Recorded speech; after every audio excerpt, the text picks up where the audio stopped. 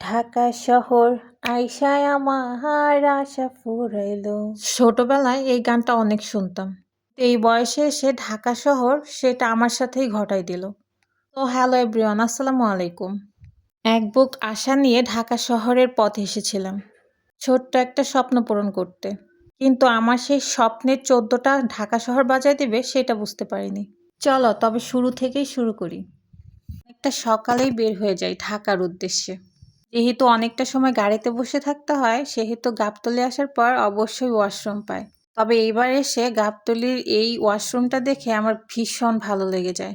Neat and clean ছিল। গাবতলী এসে আগে প্রচণ্ড বিপদে পড়ে যেতাম এই ওয়াশরুম খুঁজতে খুঁজতে। একটা ভালো ওয়াশরুমের জন্য যাওয়াও হতো না।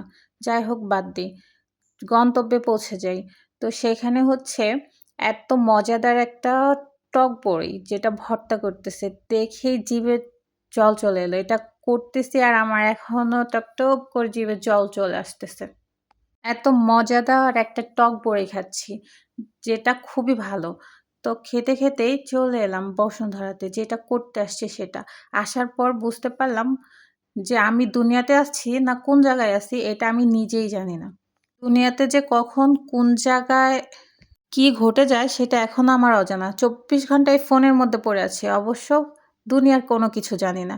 এটা কোনো কথা হইলো? আমার হাতে সেই 70 প্রো ম্যাক্স দেখতে দেখতে আমি অন্ধ হয়ে গেছি। ভাবছি যে আজকে সেই শখটা আমি একটু পূরণ করব।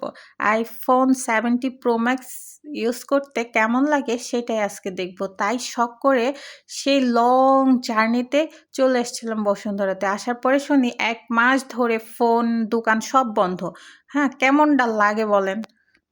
আমি ফোন কিনতে আসছি 21 তারিখে, ওনারা নাকি 22 তারিখে 1 মাস অফ রাখার পর 22 তারিখে খুলবে।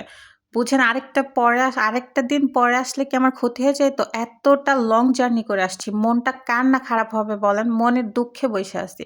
পরে কি করব বলেন? পরে মনের দুঃখ যখন থাকে তখন মানুষ বলে নাকি ভরপুর খেতে হয়। তো আমিও চলে আসলাম খাওয়ার জন্য। যে জায়গাটা আমাকে ছ্যাঁকা দিছে সেখানে 1 সেকেন্ড না থেকে আমি চলে আসছি এই দুঃখ ভুলতে ভরপুর খাওয়া-দাওয়া করার জন্য নবীনগর চলে আসছি। এখানে আসার পরে এই দোকানগুলোর খাবার আমার বেশ মজা লাগে। তার মধ্যে বিশেষ করে এই নলিটা। কোনো কিছুই বাদ রাখি নাই। সবকিছু একটু একটু করে খেয়েছি। লাস্টে ফলও খেয়েছি। খেতে খেতে বাড়ি চলে